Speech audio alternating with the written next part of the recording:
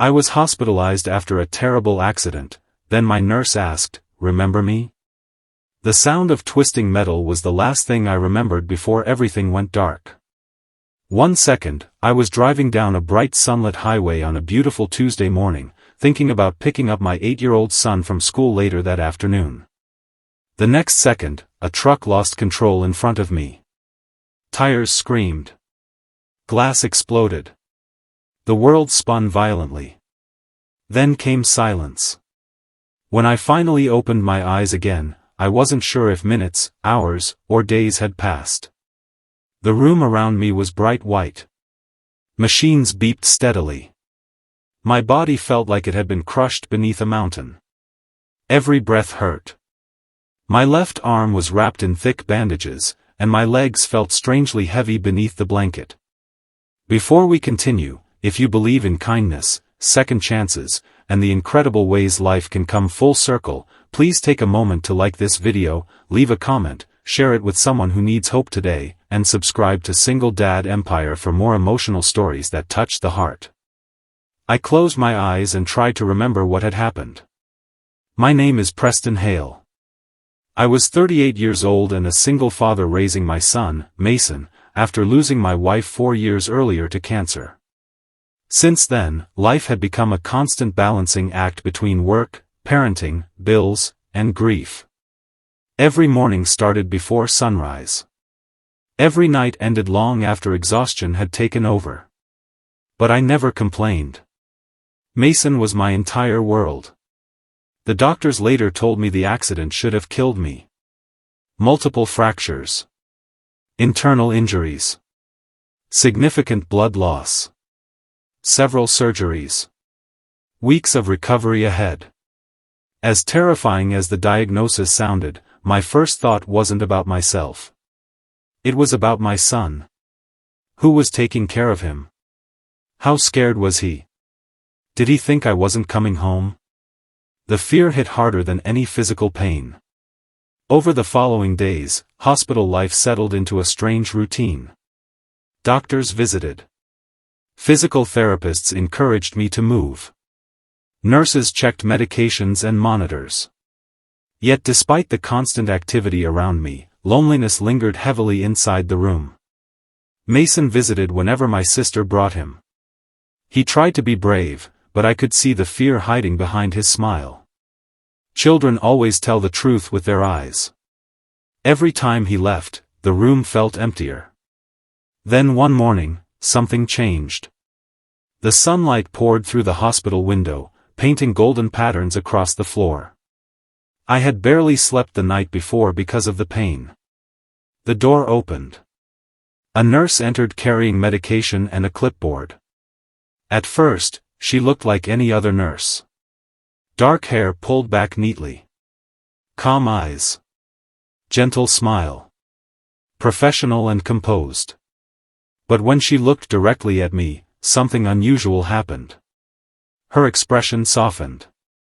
Almost like she recognized me. I couldn't place why. She checked my chart quietly and adjusted one of the monitors beside my bed. Then she looked at me again. And asked a question that instantly sent a chill through my entire body. "Remember me?" I stared at her. Confused. My mind searched desperately through years of memories. Nothing. I shook my head.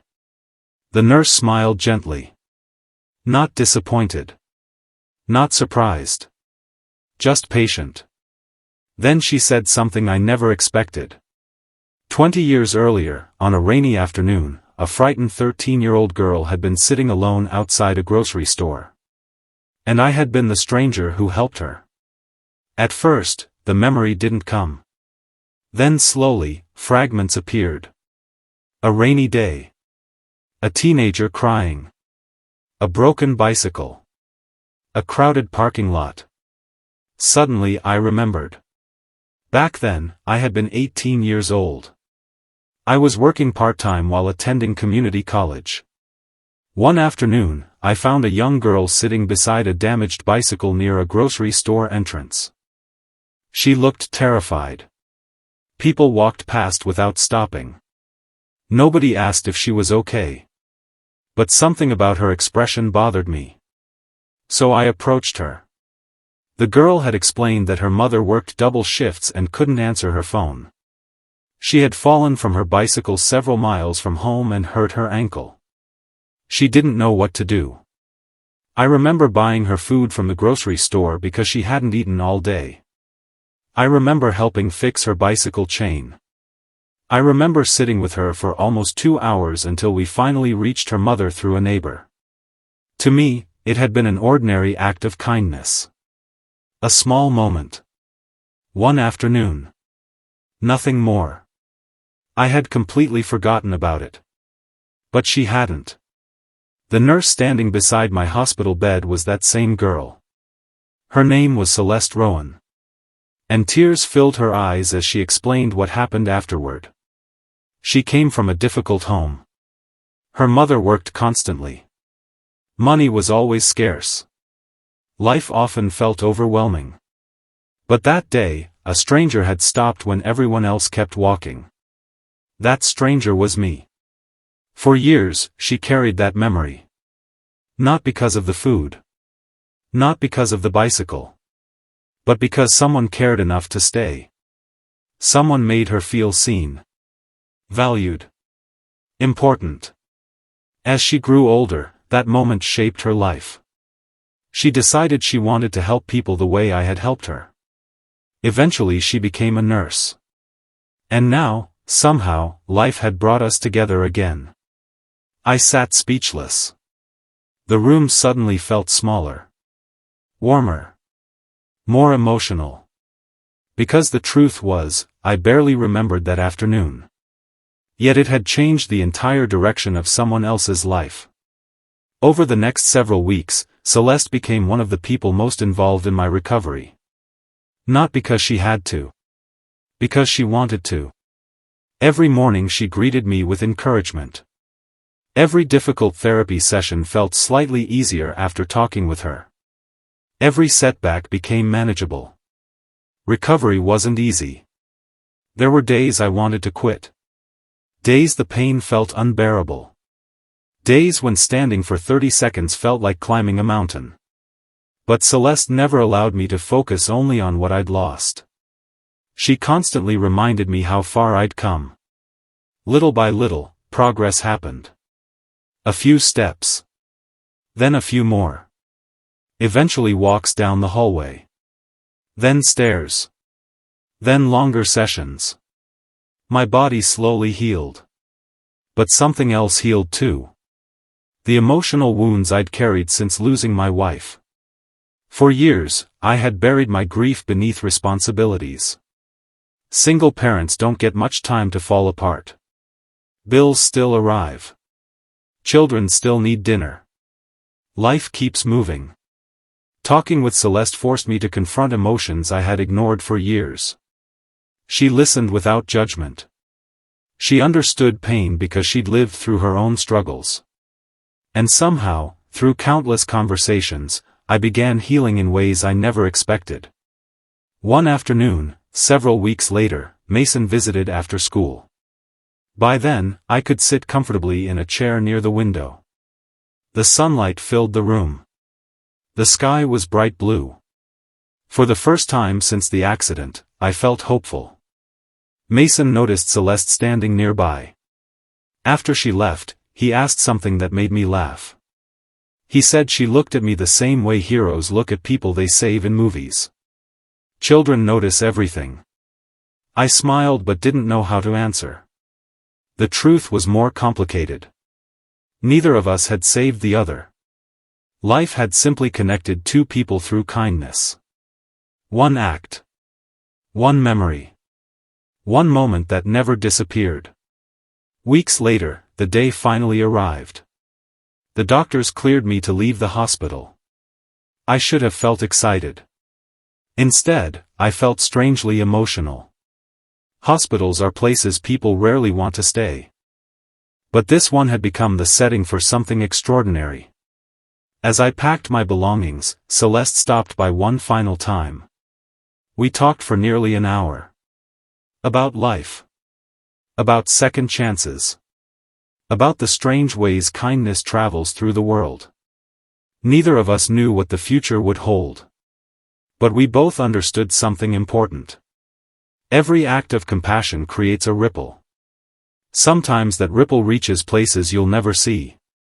Sometimes it returns years later when you need it most. Before leaving, I thanked her. Not just for helping me recover, but for reminding me that goodness still exists. That kindness matters. That small actions are never truly small. A few months after leaving the hospital, my recovery continued steadily. I returned to work. I spent more time with Mason. Life slowly regained its rhythm. Then one Saturday morning, Mason and I visited a community health fundraiser. Among hundreds of people, I spotted a familiar face. Celeste. She was volunteering. Helping families. Smiling the same way she always had. And watching her interact with people reminded me of something powerful. 20 years earlier, one small decision had changed a young girl's life. Now that same girl was changing hundreds of others. The ripple had become a wave. If this story has touched your heart so far, please take a moment to like the video, leave a comment, and share it with someone who needs a reminder that kindness always matters more than we realize. And before we reach the ending, I have a special request. Comment below, kindness comes back, if you believe even the smallest act of compassion can change someone's life forever. Today, years after the accident, I still think about that hospital room. I still remember the sunlight pouring through the window. I still remember hearing those 3 unforgettable words. Remember me? What moves me most isn't that Celeste remembered me. It's that she remembered kindness. In a world that often feels rushed, distracted, and divided, people rarely realize how powerful a simple act can be. Holding a door. Offering help. Listening to someone who's hurting. Staying when everyone else walks away. You may forget those moments. But someone else might carry them forever.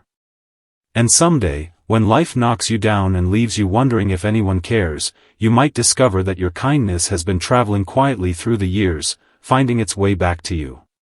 Because sometimes the greatest rewards aren't money, success, or recognition. Sometimes the greatest reward is learning that a moment of compassion became someone else's reason to keep believing in humanity. And that, more than anything, is what saved me. Not the surgeries. Not the medicine. Not the hospital. But the reminder that kindness never truly disappears. It simply waits for the perfect moment to come home.